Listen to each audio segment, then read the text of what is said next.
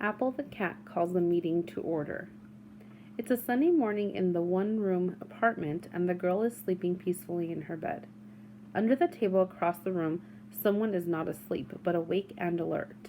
Apple the cat has an important mission, but she's going to need some help. She's already tried everything she could do on her own, but she's beginning to realize that this mission is not so simple. She will have to call in reinforcements. She tried meows and playful taps of a paw, but nothing could wake the sleeping girl. Apple calls the meeting to order. A few of her trusty friends are in attendance. She has summoned Fur Toy, Featherstick, Bear, and Shoe. We have an important subject to debate, says Apple. Bear is grumpy because he doesn't know what could possibly be important enough to call a meeting to order so early in the morning. This couldn't wait until later, he grunts. Apple ignores the cranky bear and continues addressing the crowd. I need to wake the human, Apple declares.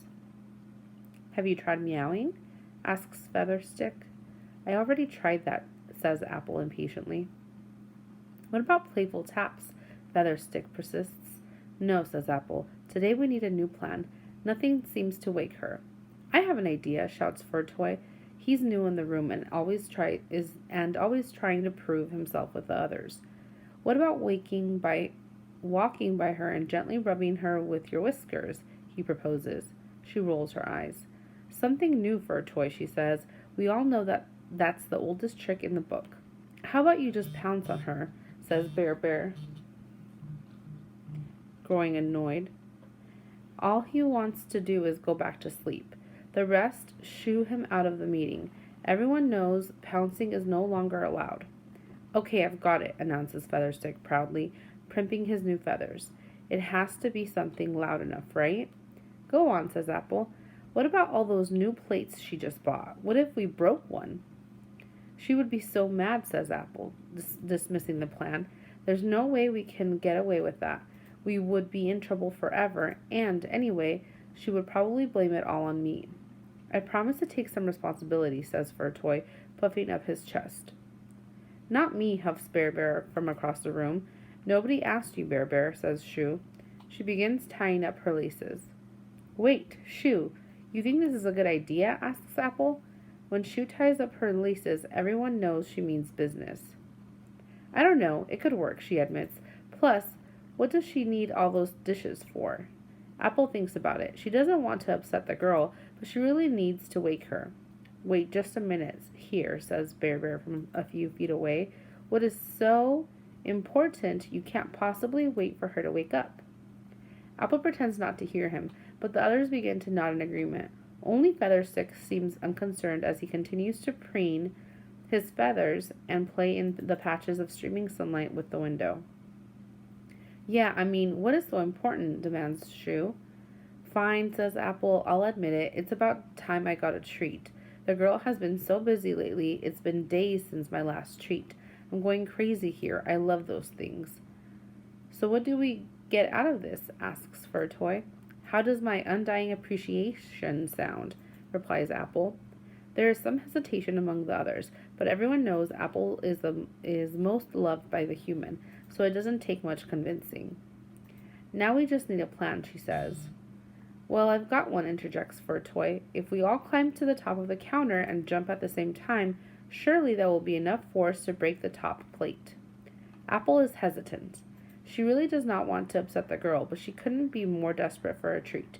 She finally agrees to the plan. What could go wrong? Plates are replaceable, and surely the girl won't mind.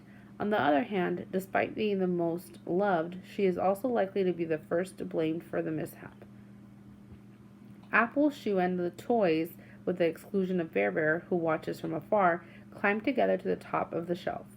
On my count, says Shoe, grumbling, something about how she's too old to be doing this. 1, 2, 3. They all jump. But their timing isn't quite right, and Fur Toy and Featherstick miss the plate altogether. They hardly make a peep, and the plate remains unbroken. Let's try that again with more force and better timing, says Fur Toy, blushing a bit. They climb the counter, and Apple takes charge. Okay, everyone, she says. We have to hold onto each other and jump together toward the middle of the top plate. Otherwise, we'll never make it. On the count of 3, they jump again, and again. Nothing happens. Wait, wait, wait, says Bear Bear from where he's watching. That's never going to work. You have to shove the darn thing on the floor. You know he's right, agrees Shu reluctantly. The rest nod in solemn agreement. Okay, says Apple. I can probably handle this one on my own, but I have to know you guys have my back. They nod again furiously. Apple creeps to the top of the shelf and then slowly down the stack of plates. She presses her nose firmly against the stack and nudges to the top plate. With a few more nudges, it begins to move. She gives it one final nudge, and with a loud crash, it smashes into the floor. Featherstick and Fur Toy jump out of sight. Bear Bear is long gone. Shu is too shocked to move. The girl leaps out of bed and comes stomping into the kitchen. What is going on here? She demands angrily. Apple can only think of one thing to do in this situation. She rolls onto her back and offers up her soft, patterned underbelly to the girl. She flicks her paws in the air and meows as gently as she can. "Aw," the girl coos. "How could I ever be mad at you?" She pulls the bag down from the cabinet and offers Apple a treat. Number 1. Which detail from the passage best supports the inference that Apple is self-centered? A. Apple calls a meeting to order. A few of her trusty friends are in attendance. She has summoned Fur Toy, Featherstick, Bear Bear, and Shu. B. Bear Bear is grumpy because he doesn't know what could possibly be important enough to call a meeting to order so early in the morning. Apple thinks about it. She doesn't want to upset the girl, but she really needs to wake her. D. Apple is hesitant. She really does not want to upset the girl, but she couldn't be more desperate for a treat. She finally agrees to the plan. Number 2. Place the events from the passage in the order in which they happen. Place numbers 1 through 4 next to the event in the order it took place in the passage. Apple calls on her friends for help, waking her owner when she is unsuccessful. Apple hesitantly agrees to the plan that could get everyone in trouble. Apple attempts to wake her owner using her typical ways. Apple finally achieves her goal by rolling over. Number 3. Read the sentences. Apple calls the meeting to order. A few of her trusty friends are in attendance. She has summoned Fur Toy, Featherstick, Bear Bear, and Shu. What does the word summoned mostly mean? Pick 2 choices. A. Be present at. B. Authoritatively call on. C. An assembly of people. D. Urgently demand someone's presence. E.